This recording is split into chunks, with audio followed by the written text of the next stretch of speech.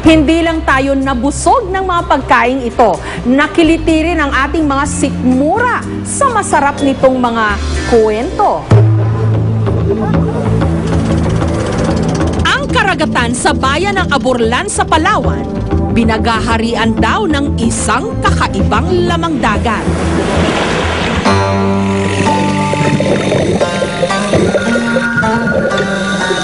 Kinikilalang hari ng mga alimango o king crab, ang barangkas.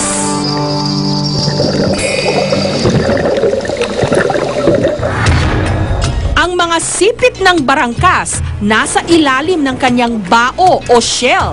Lumalaki ito ng gaplato at hindi katulad ng alimango. Meron itong buntot na parang sa stingray o pagi. Nangangalapag pa.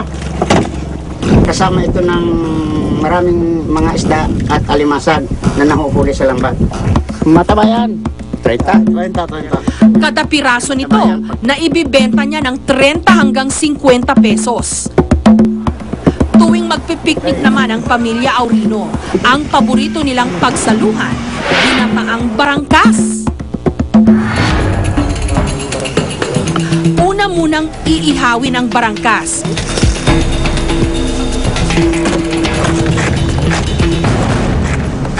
At saka kukuhanin ang mga laman at ang pinakaitlog o aligin nito. At ito hindi po yung pwedeng kainin at saka itong bituka. Sasabawan ng kakanggata.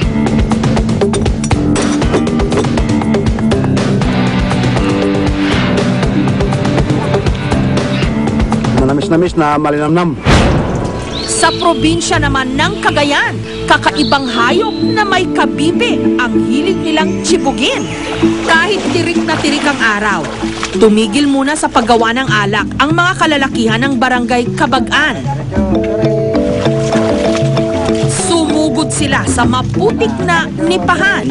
May dala-dala silang patibong. Pag pumasok dito, sir, magagalaw nyo to, matanggal to, maglalak siya, sir. Hindi na makakalabas yung... Ang target na masilo ng grupo ni Dindo, mga ayuyo o balasiw na kilala rin bilang mud lobster. Sa maputik na taniman ng nipa, karaniwang naglalagi ang mga ayuyo. Meron? Ito yung ayuyo. Yung ang kinabuhayan namin dito, sir. Hanggang noong maliit ako, doon kami kuha ng pang-ulam namin, sir. Ang sipit nito, katulad ng sa alimango. Kaya dapat sa katawan lang o buntot ito hawakan. Ang buntot naman ng ayuyo, parang sa alakdan. Wala nga lang pantusok at kamandag. Ang lasa raw nito, sing sarap ng lobster, pero sa presyong murang-mura lang. Mula Pamplona, nagdala kami ng ayuyo sa Metro Manila para hamunin si Chef Henry Chung.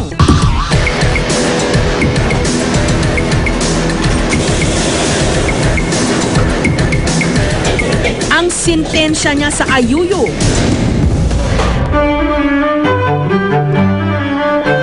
ala pan-fried mantis o mala-lobster supreme. Hinay-hinay lang daw sa pagkain ng seafood. Masama kapag nasobrahan. Pero sa mga kainang ito, paramihan ng makakain ang labanan. Mga sikat na putahe saan man sa mundo, narito.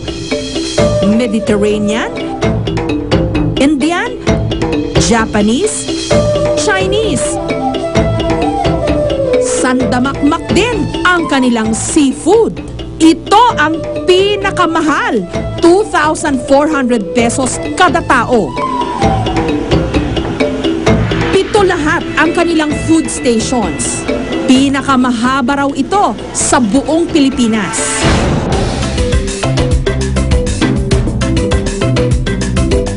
Sa Japanese restaurant na ito halimbawa sa Quezon City, hindi mo na kailangan pang pumila o makipaggitan sa pagkain. Umiikot ang mga food platter sa gilid ng mesa ng mga customer. Meron ditong mahigit 80 klase ng sushi, sashimi at tempura. 199 hanggang 399 pesos kada tao ang kanilang sushi all you can. Kaya naman si Suzette, regular na nagpo-food trip dito. Yung conveyor belt, yun yung nag-invite sa amin i-try. Tapos, na ano nga namin, na okay naman. So, linggo-linggo nandito kami. Kung pabonggahan naman ang pagkain ng laban, may tatalo pa ba sa mga putahing tinimplahan ng ginto? Nagkikinangan?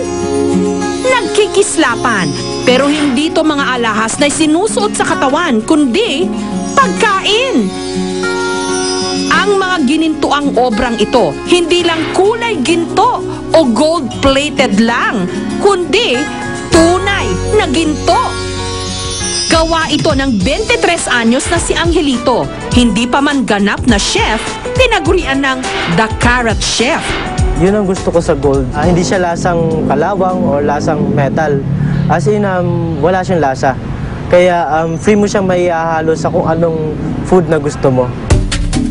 Ang kanyang unang produkto, cocktail na may gold leaf, nagkakahalaga ng 6,000 pesos. Ang pambato naman niyang main course, golden roast beef with gold and African diamonds. Una munang niluto ang marinade. Pinaghalo-halo ang toyo, suka at lambanog. Nilagyan ng iba't ibang spices. Sunod na ibinabad ang beef sa marinade. After 24 hours, pwede na natin i-roast itong ating beef. Mainam daw kung sa microwave ito iihawin para pantay ang pagkakaluto. Kapag luto na ang karne ng baka, maingat ditong inilalatag ni Angelito ang mga gold sheet at African diamonds. Kada piraso nito, 50,400 pesos ang presyo. Ang ilang pagkain na aming inihain, naging bahagi rin ng kasaysayan. Sa Heroes Hall ng Malacanang, ilang oras matapos ang panunumpa ni Pangulong Noynoy Aquino, tila may pinagkakaguluhang celebrity ang mga empleyado at bisita ng palasyo. Kabi-kabila ang mga nagpapapicture. Ang bida may taas na 18 inches, lapad na 40 inches, at haba na 80 inches. Ito ang kauna-unahang inaugural cake na matitikman ng ating bansa. Ang disenyo, replika ng Malacanang. Nung nakita ni Pangulong Noynoy ang cake sa inaugural cocktail kinagabihan ng June 30, tuwang-tuwa ito. Simpleng handaan lang daw ang bilin ng bagong Pangulo. Pero dahil bigatin ang mga magsasalo-salo, ang mga pagkain, pinabongga na lang daw ang presentasyon. Katulad ng kanilang pambatong drunken shrimp o nilasing na hipon. Ang isa pang handa sa inaugural reception, prichon. Pinoy na Pinoy ang iba pang mga pika-pika, gaya ng maliliit na pandesal na pinalamanan ng vegan longganisa at kesong puti na galing pa ng Laguna. Ang dessert o panghimagas, halo-halo, ginumis o sagot gulaman at pastillas. The food is great, especially yung prichon, sarap.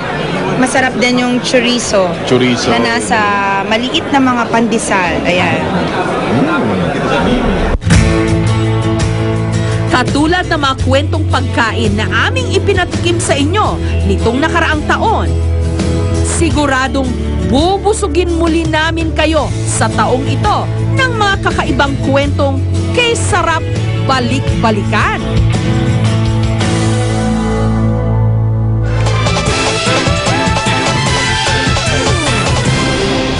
Susunod, kung ano ang uso at napapanahon, dito nyo unang nabalitaan. Samain